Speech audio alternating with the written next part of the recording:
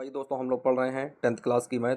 और दोस्तों आइए देख लेते हैं, हम लोग बहुविकल्पी क्वेश्चन हम लोग सॉल्व कर रहे हैं। तो बच्चों देख लेते हैं, चैप्टर है ये थर्ड, यानी दो चर राशि वाले रैखिक समीकरणों से दोस्तों मोस्ट बहुविकल्पी 20 क्वेश्चन लिए गए हैं।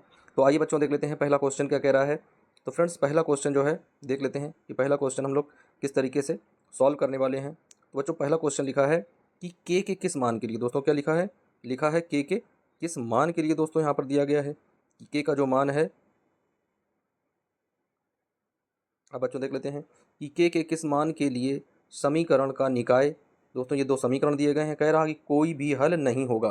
तो दोस्तों हमें सबसे पहले ये पता होना चाहिए कि कोई भी हल नहीं होगा की कंडीशन क्या होती है दोस्तों। यानी कोई जब हल नहीं होता है तो उसका दोस्तों कंडीशन क्या होती है। तो सबसे पहले दोस्तों देख लेते हैं, आप लोग इस क्वेश्चन को सॉल्व करें। इसमें फार्मूला कौन सा लगेगा बच्चों, तो इसमें फार्मूला लगेगा कि A1/A2 equal to B1/B2 equal to C1/C2। ये दोस्तों फार्मूला लगेगा। अब आइए एक एक करके हम लोग समझ लेते हैं कि दोस्तों क्वेश्चन कह रहा है कि कोई भी हल नहीं होगा। तो दोस्तों कोई भी हल नहीं होगा यानी इस कंडीशन में कौन सा फार्मूला होता है दोस्तों। तो आइए समझ लेते हैं कि दोस्तों कौन सा हम लोग फार्मूला यूज़ करेंगे जब तक आप लोग क्वेश्चन को सॉल्व करते रहिए। तो दोस्तों देख लेते हैं कि किस तरीके से हम लोग इस क्वेश्चन को सॉल्व करने वाले हैं। तो फ्रेंड्स देख लेते हैं, जब ये कंडीशन होती है, क्या कंडीशन होती है बच्चों, यानी A1/A2 मिलना चाहिए किससे, B1/B2 से, लेकिन नहीं मिलना चाहिए किससे, C1/C2 से।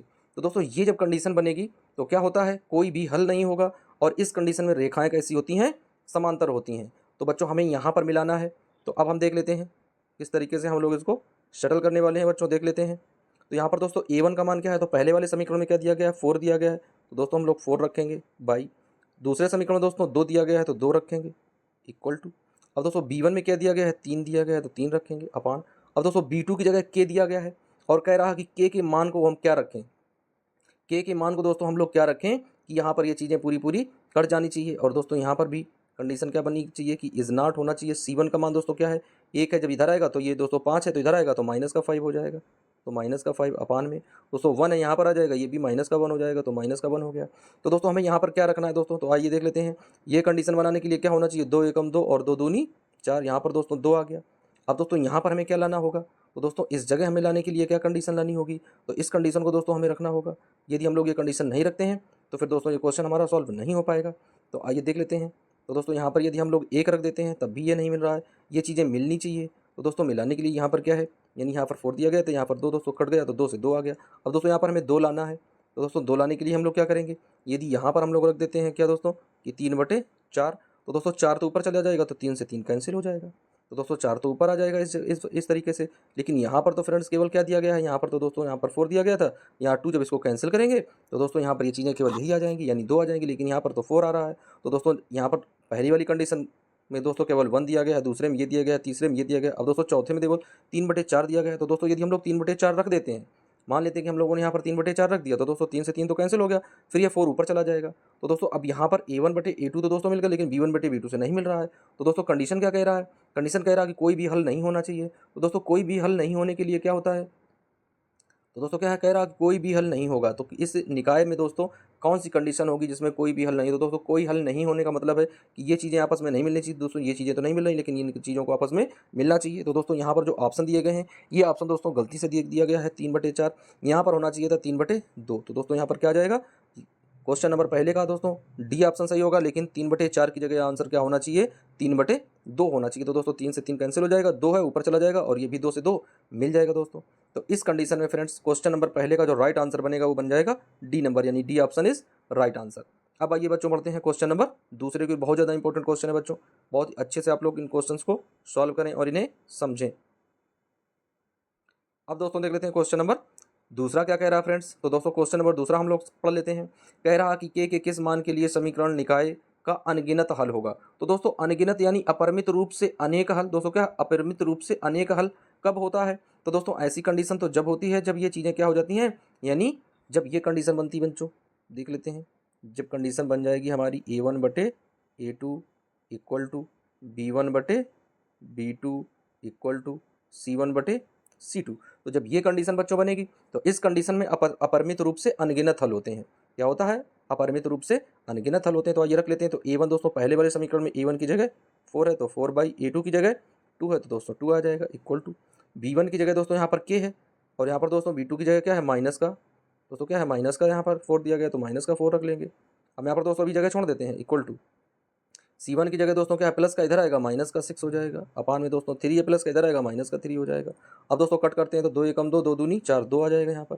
यहाँ पर दोस्तों माइनस से माइनस चला जाएगा कट जाएगा, इसको कट करते हैं 3 एकम 3 और 3 दूनी 6 2 आ जाएगा। अब दोस्तों यहाँ पर माइनस का दिया गया है 4, अब हमें यहाँ पर 2 है यहाँ पर 2 है तो दोस्तों 2 यहाँ पर भी लाना होगा तो इसमें कौन सा भरना पड़ेगा दोस्तों, यदि प्लस का 8 भर देंगे तो ये माइनस डिस्टर्ब कर जाएगा तो इस वजह से माइनस का 8 हम लोग फिल कर देते हैं। तो यहाँ पर जब माइनस का 8 हम लोग रखेंगे तो क्या आ जाएगा 4 एकम 4 4 दूनी 8 और ये कंडीशन सभी में लागू हो जाएगी यानी a1/a2 इक्वल टू b1/b2 और इक्वल टू c1/c2। तो दोस्तों ये चीज़ें मिल जाएंगी। तो इस क्वेश्चन का राइट आंसर क्या बनेगा, तो फ्रेंड्स इस क्वेश्चन का राइट आंसर बन जाएगा बी नंबर यानी B option is right answer. तो अब आइए बच्चों बढ़ते हैं क्वेश्चन नंबर तीसरे की ओर। बहुत ज़्यादा इंपॉर्टेंट क्वेश्चन बच्चों, सब लोग एकदम से अच्छे से सॉल्व करने का प्रयास करें। इसी तरह के क्वेश्चन बोर्ड एग्जाम में पूछे जाते हैं कि के किस मान के लिए ये समीकरण का अनगिनत हल होगा या अपरिमित रूप से एक हल होगा, रेखाएं संपाती होंगी, रेखाएं प्रतिच्छेदित होंगी, किसी भी तरह से इस तरह के क्वेश्चन पूछ सकता है दोस्तों। तो हमें यही फार्मूला अपनाना होता है कि a1/a2 equal to b1/b2 equal to c1/c2 से सॉल्व करते हैं। अब आइए बच्चों बढ़ते हैं क्वेश्चन नंबर तीसरे की ओर। तो दोस्तों क्वेश्चन नंबर तीसरा क्या दिया गया है, कह रहा है कि दो चर, दोस्तों क्या है दो चर हैं x और y में रैखिक समीकरण, दोस्तों क्या है दो चर हैं x और y में रैखिक समीकरण दिया गया है ax + by + c बराबर 0। तो दोस्तों कह रहा है कि इसके अधिकतम कितने हल संभव हो सकते हैं। तो दोस्तों कोई भी यदि इक्वेशन दिया गया है फ्रेंड्स, क्या है यदि कोई भी इक्वेशन दिया गया है तो दोस्तों क्या कह रहा है, यदि कोई भी इक्वेशन जैसे मान लेते हैं हमने दिया गया है कि 2x है प्लस 3y है और प्लस 4 है और इक्वल टू 0 है। अब दोस्तों क्या करेंगे, पक्षांतर करेंगे तो क्या आ जाएगा भाई, यानी 2x आ जाएगा इक्वल टू ये प्लस का इधर आएगा माइनस का हो जाएगा, ये प्लस का इधर आएगा माइनस का 3y बन जाएगा। अब दोस्तों हम लोग यहाँ पर x की वैल्यू रखेंगे तो ये 2 इसके नीचे आ जाएगा। अब दोस्तों जितनी बार हम y का मान बदलेंगे उतनी बार x का मान परिवर्तित होता चला जाएगा। इसका मतलब है कि हम लोग यदि y का मान बराबर बदलते चले जाएं तो x का मान बराबर रूप से बदलता हुआ चला जाएगा। तो दोस्तों ये जो कंडीशन बन रही है, ये जो कंडीशन बन रही है कि ax + by + c बराबर 0 के अधिकतम कितने हल संभव हैं। तो बच्चों जब इस तरह की कंडीशन बनती है जिसमें ये पूछता है कि अधिकतम कितने हल संभव हो सकते हैं, तो बच्चों हम लोग जितने चाहें उतने हल निकाल सकते हैं। यानी जितनी बार हम लोग यहाँ पर y की वैल्यू डिफरेंट रखेंगे उतनी बार यहाँ पर हमें x की वैल्यू डिफरेंट प्राप्त होगी। यदि कहा जाए कि जैसा आप लोगों को ग्राफ में ऐसे दर्शाना बताया गया था, तो दोस्तों हम लोगों ने केवल 3 अंक तक ही रखे थे। जो हम लोगों ने सारणी बनाई थी उसमें केवल 3 डिजिट ही रखी थी, यानी पहली बार, दूसरी बार, तीसरी बार, और उसी से हम लोग ग्राफ बना देते थे। लेकिन दोस्तों यदि सोचो कि यदि हम लोग और आगे बढ़ते चले जाते तो चीज़ें और बढ़ती चली जाती। तो इस तरह से दोस्तों क्या हो जाएगा कि क्या उसका केवल एक हल संभव है, 2 हल संभव हैं, या फिर अनगिनत हल हैं, या फिर इनमें से कोई नहीं है। तो बच्चों अगर इस तरह की कभी भी कंडीशन बनती है तो फ्रेंड्स उसमें से बस एक ही ऑप्शन होगा और ऑप्शन कौन सा हो जाएगा, सी नंबर, यानी उसके अनगिनत रूप से अनेक हल बन जाएंगे। तो फ्रेंड्स क्वेश्चन नंबर तीसरे का राइट ऑप्शन हो जाएगा C number, C option is right answer. अब आइए बच्चों देख लेते हैं क्वेश्चन नंबर चौथा क्या कह रहा है। तो बच्चों क्वेश्चन नंबर चौथा कह रहा है कि समीकरण का दोस्तों एक निकाय दिया गया है। दोस्तों क्या है, कह रहा है समीकरण का निकाय। अब दोस्तों इसमें पहला समीकरण दिया गया है, ये दूसरा समीकरण दिया गया कि कह रहा है किस प्रकार का हल है। तो दोस्तों हल यानी एक हल है, संभव नहीं है यानी दोस्तों कोई हल नहीं है, अनेक हल यानी बहुत सारे हल हैं, या अद्वितीय हल है। तो दोस्तों हमें इसमें इस क्वेश्चन को सॉल्व करना है और देखना है कि ये कंडीशन कौन सी लागू होगी क्वेश्चन नंबर 4 में दोस्तों। और हम लोग इसके अनुसार दोस्तों जो फार्मूला होता है a1/a2 equal to b1/b2 equal to c1/c2, उसके द्वारा इस क्वेश्चन का आंसर जानेंगे। तो दोस्तों ये रख लेते हैं a1 का मान क्या है 5 है, तो रख लेते हैं दोस्तों हम लोग 5/a2 की जगह 6 आ जाएगा इक्वल टू, अब दोस्तों यहाँ पर दिया गया है तो माइनस का 3 हो जाएगा अपॉन में, y है तो यहाँ पर प्लस का 1 हो जाएगा, फिर इक्वल टू दोस्तों प्लस का 2 है तो यहाँ पर 2 हो जाएगा अपॉन में दोस्तों यहाँ पर माइनस का 2 है तो माइनस का हो जाएगा। तो दोस्तों इस तरीके से हम लोग देख रहे हैं कि कोई भी अंक यहाँ पर नहीं मिल रहा है क्योंकि यहाँ पर ये माइनस है, यहाँ पर ये माइनस है। तो दोस्तों कंडीशन क्या बन जाएगी, कंडीशन बन जाएगी a1/a2 is not b1/b2 is not c1/c2। तो दोस्तों ये कंडीशन बन रही है। और ये कंडीशन दोस्तों किसके लिए होती है, तो ये कंडीशन तो दोस्तों होती है जब ग्राफीय निरूपण करते हैं तो रेखाएं प्रतिच्छेदित होती हैं, रेखाएं प्रतिच्छेदित होती हैं। और दोस्तों क्या होता है इसमें, जब रेखाएं प्रतिच्छेदित हो जाती हैं तो दोस्तों इसमें आंसर क्या बनता है, यानी कौन सी रेखाएं दोस्तों इसमें बन रही हैं। तो दोस्तों इसमें जब किस प्रकार का हल संभव है, तो दोस्तों इसमें से कोई चीज़ें नहीं मिल रही तो इसका तो दोस्तों केवल एक हल होता है।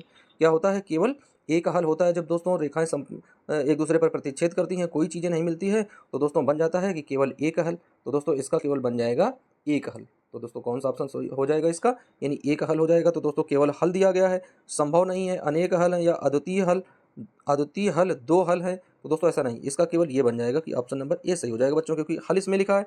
अब दोस्तों इसमें से केवल एक हल होना चाहिए था, लेकिन इसमें केवल लिख दिया है हल, तो दोस्तों हम लोग उसको मानेंगे कि भाई ये केवल हल है, या इसी को हम लोग अद्वितीय बोल देते हैं। तो यही ऑप्शन सही हो जाएगा दोस्तों। तो क्वेश्चन नंबर चौथे का जो राइट ऑप्शन बन जाएगा दोस्तों, वो बन जाएगा ए नंबर, यानी A option is right answer. बच्चों बढ़ते हैं क्वेश्चन नंबर 5वें की ओर।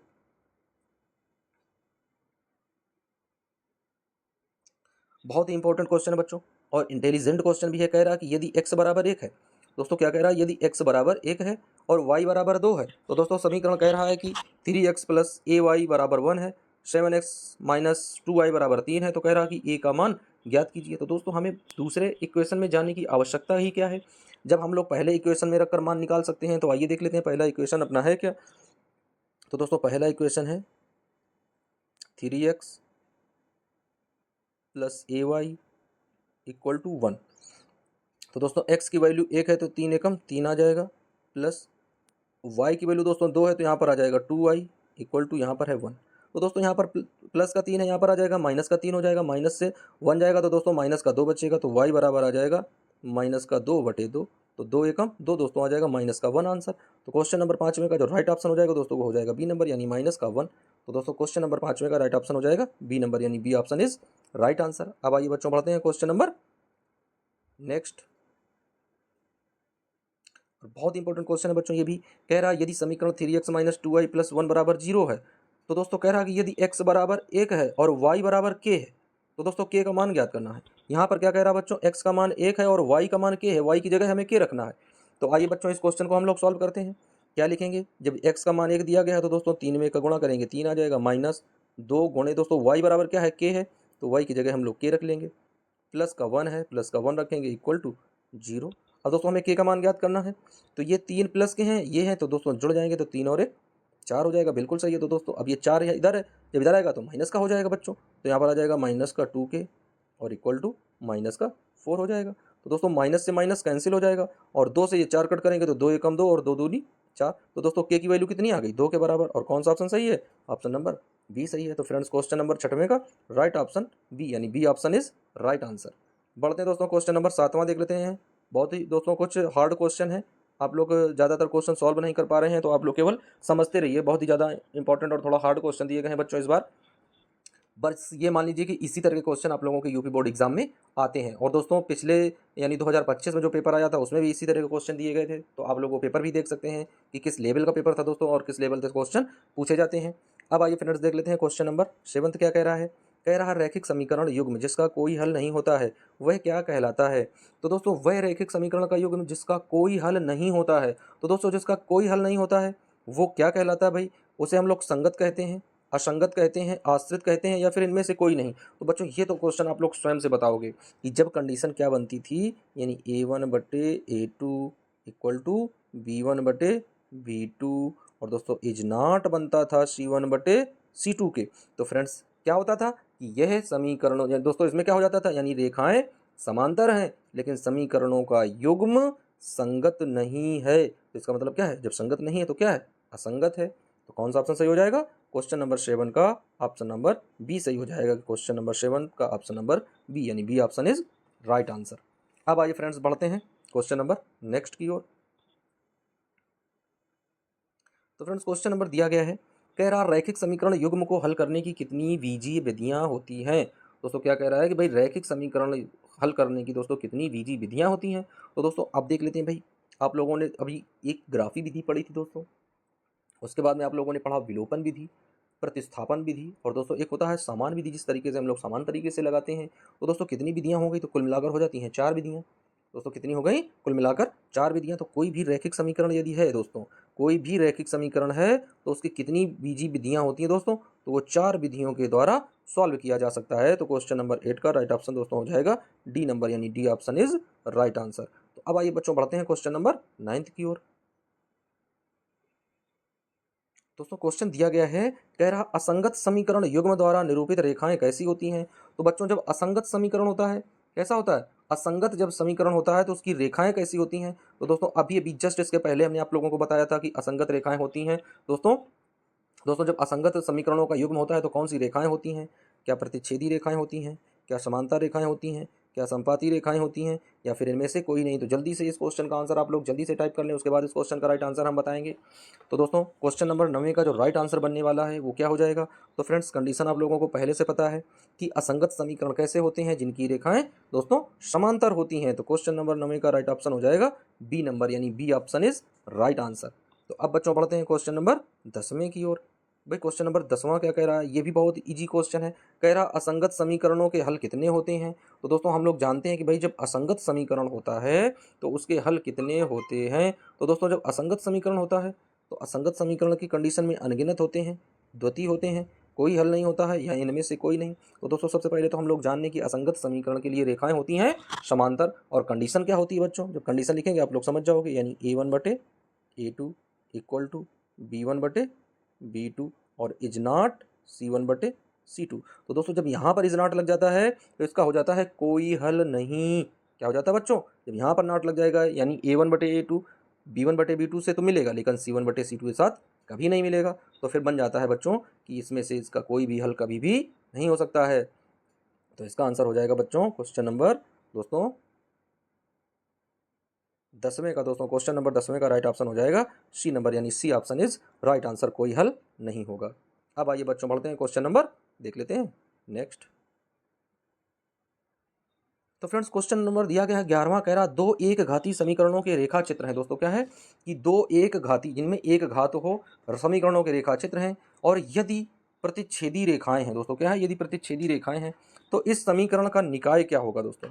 यानी जब प्रतिच्छेदी रेखाएं होती हैं तो दोस्तों इनका समीकरण में क्या, दोस्तों इसका क्या हल होता है, समीकरण को किस तरीके से हम लोग निरूपित करते हैं? तो दोस्तों सबसे पहले तो पता होना चाहिए कि प्रतिच्छेदी रेखाएं होती कैसे हैं। तो दोस्तों फार्मूला तो आप लोग जानते होंगे, सुना भी होगा कि a1/a2 इज नॉट b1/b2 के और इज नॉट c1/c2 के। तो दोस्तों जब ये कंडीशन होती है तो क्या हो जाता है भाई? तो हो जाता है दोस्तों अद्वितीय रूप से एक हल। दोस्तों क्या है? केवल एक हल, या उसी को हम लोग बोल देते हैं अद्वितीय। तो कौन सा ऑप्शन सही हो जाएगा बच्चों? तो क्वेश्चन नंबर फ्रेंड्स 11वें का राइट ऑप्शन बनेगा बी नंबर, यानी B option is right answer, यानी अद्वितीय हल हो जाएगा। क्या हो जाएगा? उसका एक अद्वितीय हल बन जाएगा। अब आइए बच्चे बढ़ते हैं क्वेश्चन नंबर नेक्स्ट, और ये भी बहुत इंपॉर्टेंट क्वेश्चन है बच्चों। जैसा कि आप लोग जानते हैं, कह रहा कि कोई एक सरल रेखा है x और y बराबर 0। फिर दोस्तों कह रहा कि x + y बराबर 0, तो इसके प्रतिच्छेद बिंदु किस निर्देशांक पर होंगे? तो दोस्तों जब यहाँ पर भी 0 है, यहाँ पर भी 0 है, एक में प्लस है दूसरे में माइनस है, तो दोस्तों जब हम लोग पक्षांतर करेंगे तो यहाँ पर भी कंडीशन आ जाएगी कि x बराबर y के हो जाएगा, और दोस्तों यहाँ पर जो कंडीशन आ जाएगी वो हो जाएगा x बराबर -y के हो जाएगा।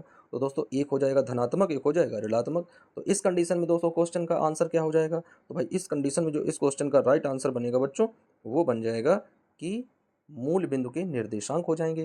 तो क्वेश्चन नंबर 12 का राइट ऑप्शन हो जाएगा बच्चों सी नंबर, यानी 0,0 के रूप में इसके निर्देशांक अंकित होंगे। तो अब बच्चों बढ़ते हैं क्वेश्चन नंबर 13वें की ओर। तो फ्रेंड्स ये बहुत ही इजी क्वेश्चन है। कह रहा एक रैखिक समीकरण की घात ज्ञात करनी है। तो दोस्तों एक रैखिक समीकरण हमें लिखना है, जैसे आप लोगों को बता दें, आप लोग समझ जाएंगे। यानी लिखा है 2x + 4 = 0। तो दोस्तों यह एक रैखिक समीकरण है। अब इसकी घात हमें बतानी है, या दोस्तों द्विघात यदि दो चर वाला लिखना है तो 2x + 3y = 5, ये भी लिख सकते हैं। तो दोस्तों अब इस दोनों रैखिक समीकरणों की हमें घात ज्ञात करनी है। तो आइए देख लेते हैं कि इसकी घात हम लोग कैसे ज्ञात करेंगे भाई।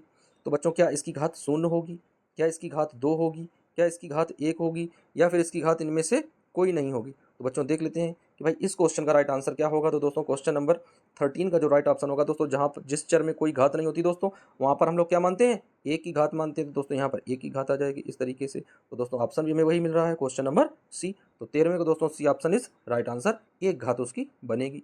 अब बच्चों बढ़ जाते हैं क्वेश्चन नंबर 14वें की ओर। ये भी बच्चों बहुत ही इंपॉर्टेंट क्वेश्चन दिया गया है, इंटेलिजेंट क्वेश्चन है। कह रहा कि समीकरण का एक युग्म दिया गया है x + 2y + 5 = 0। दोस्तों दूसरा दिया गया है -3x है, -6y है, +1 है और = 0 के हल हैं। तो दोस्तों हमें इसमें ज्ञात करने हैं कि इसके कैसे हल हो सकते हैं। अद्वितीय हल है, अनंत हल है, कोई हल नहीं है, या फिर इनमें से कोई नहीं बनेगा। तो आइए बच्चों इस क्वेश्चन को हम लोग सॉल्व करते हैं। फार्मूले में किस फार्मूले में रखते हैं दोस्तों? a1/a2 = b1/b2 = c1/c2 में। तो आइए बच्चों A1 की जगह दोस्तों x दिया गया, यानी इसकी जगह तो हमें 1 रखना पड़ेगा, तो 1/। A2 की दोस्तों जगह कितना दिया गया है, -3 है, तो रखेंगे हम लोग -3 बराबर। अब दोस्तों आ जाते हैं B2 में, B1 में, तो दोस्तों B1 का मान 2 है, अपॉन में दोस्तों B2 का मान क्या है, -6, तो रख देंगे भैया -6, फिर बराबर रखेंगे दोस्तों। यहाँ पर दिया गया है 5 है दोस्तों, तो रखेंगे 5 अपॉन में दोस्तों, यहाँ पर क्या है 1 है, तो 1 रखेंगे। अब बच्चों यहाँ पर देख रहे हैं कि यहाँ पर दोस्तों माइनस है, यहाँ पर 2 एकम 2 और 2 तियाँ 6, तो दोस्तों ये वाली दोनों चीज़ें तो मिल रही हैं, लेकिन लास्ट वाली कंडीशन नहीं मिल रही है। तो दोस्तों जब लास्ट वाली कंडीशन नहीं मिलती है तो अब बनेगा क्या बच्चों, तो यहाँ पर बन जाएगा A1/A2, ये तो मिल रहा है किससे, B1/B2 से, लेकिन नहीं मिल रहा है क्या, C1/C2। दोस्तों C1/C2 नहीं मिल रहा है, तो यह कंडीशन दोस्तों कैसी होती है, यह कंडीशन होती है कि इसका कोई हल नहीं होता है। और दोस्तों रेखाएं कैसी होती हैं, समांतर होती हैं। तो बच्चों अब देख लेते हैं कि इस क्वेश्चन का राइट आंसर क्या बन जाएगा। तो भाई क्वेश्चन नंबर 14वें का दोस्तों जब यह कंडीशन आ जाएगी तो इस कंडीशन में दोस्तों आंसर बन जाएगा कि इनमें से कोई नहीं, यानी कोई हल नहीं होगा। क्वेश्चन नंबर 14वें का राइट ऑप्शन बच्चों बन जाएगा सी नंबर, यानी C option is right answer. बढ़ते हैं बच्चों नेक्स्ट क्वेश्चन की ओर। और बच्चों अगला क्वेश्चन दिया गया है, कह रहा है कि दो चर x और y में है। दोस्तों क्या है, दो चर x और y में है, तो ax plus b y plus c के वास्तविक संख्याओं के समुच्चय में इसके कितने हल हो सकते हैं। दोस्तों जब वास्तविक संख्याओं के रूप में हम बात करते हैं तो इसके कितने हल बनेंगे। तो दोस्तों अभी आप लोगों को हमने बताया था कि जब समुच्चय के रूप की बात होती है और उसमें हल पूछता है तो दोस्तों फिर इस कंडीशन में उसका आंसर हो जाता है कि इनमें से कोई भी नहीं। तो दोस्तों क्वेश्चन नंबर 15वें का जो राइट ऑप्शन हो जाएगा वो हो जाएगा डी नंबर, यानी इनमें से कोई भी हल नहीं होगा। बढ़ते हैं दोस्तों नेक्स्ट क्वेश्चन देख लेते हैं। क्वेश्चन नंबर 16वां क्या कह रहा है। तो बच्चों क्वेश्चन नंबर 16वां कह रहा है, कि दो चर में दो एक घाती समीकरणों के ग्राफ। दोस्तों क्या है, दो चर हैं जिनमें से दो एक घाती समीकरणों के ग्राफ यदि प्रतिच्छेदित रेखाएं हैं तो हलों की संख्या होगी। तो दोस्तों जब प्रतिच्छेदित रेखाएं होती हैं, तो जब रेखाएं प्रतिच्छेदित होती हैं तो दोस्तों उसमें कितने हल संभव होते हैं, तो हमें ये पता होना चाहिए। तो दोस्तों ये कंडीशन होती है A1/A2 is not B1/B2 is not C1/C2, यानी कोई भी संख्या एक दूसरे से नहीं मिलती है तो दोस्तों उसमें क्या होता है, केवल एक हल होता है, या उसी को हम लोग बोलते हैं अद्वितीय। तो दोस्तों क्या बन जाएगा कि सिर्फ एक हल। तो कौन सा ऑप्शन सही हो जाएगा बच्चों, क्वेश्चन नंबर 17वें का राइट ऑप्शन हो जाएगा, क्वेश्चन नंबर 216वां है उसका राइट ऑप्शन बन जाएगा कि सिर्फ एक हल होगा। कितने हल होंगे दोस्तों, कि उसका सिर्फ एक हल होगा। अब आइए बच्चों बढ़ते हैं क्वेश्चन नंबर 17वां देख लेते हैं। ये भी बहुत ही इंपॉर्टेंट क्वेश्चन है बच्चों। आइए देख लेते हैं क्या दिया गया है, जैसा कि आप लोग देख पा रहे हैं अपनी स्क्रीन के ऊपर। तो बच्चों दो क्वेश्चन दिए गए हैं, दो समीकरण है। अब इस समीकरण में हमें इसमें दोस्तों फार्मूला लगाना है A1/A2 equal to B1/B2 equal to C1/C2। और दोस्तों इस वाले फार्मूले के द्वारा हम लोग जानेंगे कि ये अविरोधी है, यह विरोधी है, यह आश्रित है, या फिर इनमें से कोई नहीं है। तो दोस्तों क्वेश्चन नंबर 17वां आप लोगों को बताना है कि भाई ये कौन सी कंडीशन का पालन करता है, क्या इसमें कंडीशन बन रही है। तो दोस्तों हमें ये चीज़ देखनी होती है कि इसमें किस प्रकार का हल है। दोस्तों इसमें किस प्रकार का हल है, तो दोस्तों विरोधी क्या होता है, जहाँ पर कोई चीज़ें नहीं मिलती हैं। तो दोस्तों जब चीज़ें मिल जाती हैं तो वहाँ विरोध नहीं होता है। जहाँ पर कोई चीज़ें नहीं मिलती हैं, कोई भी चीज़ें, यानी विरोधी कब हो जाएगा, जब A1/A2 is not B1/B2 is not C1/C2 को हो जाएगा दोस्तों, तो वो बन जाएगा विरोधी, यानी वह किसी का साथ नहीं देगा, किसी के साथ बराबर में नहीं आएगा, तो वो विरोध प्रदर्शित करेगा। तो दोस्तों क्वेश्चन नंबर 17वें का आप लोगों को लगाना है और लगाने के बाद इस क्वेश्चन का आंसर मिलाना है। तो दोस्तों यदि तीनों कंडीशन में नहीं मिलता है, कैसा नहीं मिलता, यदि A1/A2 और नहीं मिलेगा किससे, B1/B2 से, और फिर आगे नहीं मिलेगा किससे, C1/C2 से, तो दोस्तों वो कंडीशन हो जाएगी बी नंबर की। वो बन जाएगा भाई क्या दोस्तों, वो बन जाएगा अपने आप में क्या वस्तु बन जाएगा, अविरोधी। कौन सा ऑप्शन सही हो जाएगा दोस्तों, क्वेश्चन नंबर 17वें का दोस्तों फिर वो बन जाता है अविरोधी। क्या बन जाता है दोस्तों, अविरोधी, यानी आपस में ही अवरोध उत्पन्न करता है। दोस्तों क्या है, आपस में ही अवरोध उत्पन्न करता है। तो दोस्तों क्वेश्चन नंबर फिर 17वें का राइट ऑप्शन ए हो जाएगा, उसको अविरोधी मानेंगे। अब आइए बच्चों बढ़ते हैं क्वेश्चन नंबर नेक्स्ट की ओर। बहुत इंपॉर्टेंट क्वेश्चन है बच्चों, क्वेश्चन नंबर 18 दिया गया है, देख लेते हैं क्या है। कह रहा है यदि दो चर में दो रैखिक समीकरण है, क्या कह रहा है बच्चों, कह रहा है यदि दो चर में दो रैखिक समीकरणों के हल अनंत हैं तो उनके आलेख कैसे होंगे। दोस्तों जब हल अनंत होते हैं तो दोस्तों उनकी रेखाएं कैसी होती हैं, बस हमें ये देखना है। तो अपरिमित रूप से अनेक हल होते हैं तो दोस्तों कंडीशन क्या बनती है। तो बच्चों आप लोगों को हमने बताया था कि अपरिमित रूप से जब अनेक हल होंगे तो कंडीशन क्या बनेगी, यानी A1/A2 बराबर हो जाएगा किससे, B1/B2 B2 से, और ये भी बराबर हो जाएगा किससे, C1/C2 से। तो जब यह कंडीशन हो जाती है दोस्तों, तो रेखाएं कैसी हो जाती हैं, तो रेखाएं बच्चों बन जाती हैं समपाती। कैसी रेखाएं बन जाती हैं भाई, समपाती रेखाएं हो जाती हैं, जिनमें बहुत सारे हल हो जाते हैं। तो दोस्तों क्वेश्चन नंबर 18 का जो राइट ऑप्शन बन जाएगा वो बन जाएगा C नंबर, यानी 2 समपाती रेखाएं बन जाएंगी। अब आइए बच्चों बढ़ते हैं क्वेश्चन नंबर 19वें की ओर। और दोस्तों क्वेश्चन नंबर 19वां क्या कह रहा है, बहुत ही मज़ेदार क्वेश्चन है। फिर से वही दोस्तों क्वेश्चन आया है, कह रहा है कि के किस मान के लिए समीकरण x + 2y = 3 तथा 5x + ky = 15 के अनंत हल होंगे। तो दोस्तों अनंत हल के लिए क्या होता है, यानी अपरिमित रूप से जब अनेक हल होते हैं तो दोस्तों हमें सारी चीज़ें मिलानी पड़ती हैं। क्या करनी पड़ती है दोस्तों, सारी चीज़ें हमें मिलानी पड़ती हैं। तो दोस्तों जब हम लोग सारी चीज़ों को मिलाएंगे तो कैसे करेंगे, आइए भाई देख लेते हैं। तो दोस्तों मिलाने के लिए क्या करना होता है, दोस्तों कंडीशन क्या होती है, आइए समझ लेते हैं।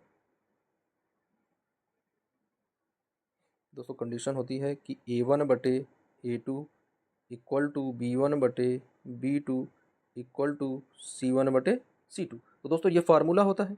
अब इस फार्मूले में हमें रखने होते हैं मान। तो आइए देख लेते हैं बच्चों किस तरीके से हम लोग मान रखेंगे। तो A1 की जगह दोस्तों पहला क्या है, x है, यानी 1 मानेंगे तो 1/, और दोस्तों A2 की जगह क्या है, 5 है, तो यहाँ पर 5 आ जाएगा बराबर। B1 की जगह दोस्तों क्या है, 2 है, तो ऊपर 2 मानेंगे अपॉन में। अब दोस्तों यहाँ पर k है, तो यहाँ पर कुछ नहीं मानेंगे, b छोड़ देते हैं, बराबर कर लेते हैं। दोस्तों C1 की जगह दोस्तों क्या है, यानी 3 है, इधर आएगा तो माइनस का 3 हो जाएगा दोस्तों, 3 अपॉन दोस्तों 15 है, यहाँ पर आ जाएगा तो माइनस का 15 हो जाएगा, इस तरीके से।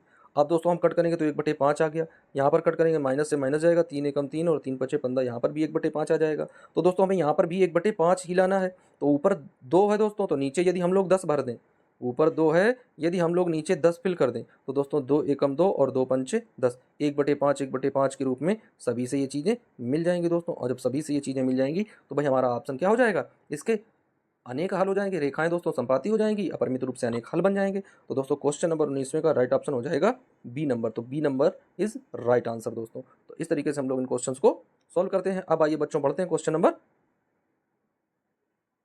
नेक्स्ट की ओर। तो बच्चों क्वेश्चन नंबर दिया गया है 20वां भाई, कह रहा है कि एक रैखिक समीकरण की घात होती है। तो दोस्तों ये क्वेश्चन का आंसर आप लोगों को हम बता चुके हैं, ये क्वेश्चन आप लोगों को हम लोग सॉल्व करा चुके हैं एक बार। तो ये क्वेश्चन आप लोगों को स्वयं से सॉल्व करना है। और दोस्तों इस क्वेश्चन का आंसर आप लोग हैशटैग के रूप में कमेंट बॉक्स में देकर जाएंगे कि क्वेश्चन नंबर 20वें का राइट ऑप्शन क्या होगा, 0 होगा, 2 होगा, 1 होगा, या फिर इनमें से कोई नहीं।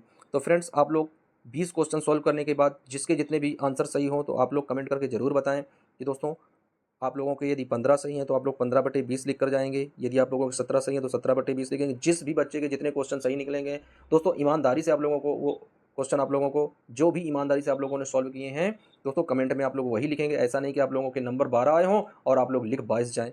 तो फ्रेंड्स मिलते हैं फिर किसी नए वीडियो के साथ, जब तक के लिए बच्चों बने रहिए वीडियो और चैनल के साथ। जय हिंद,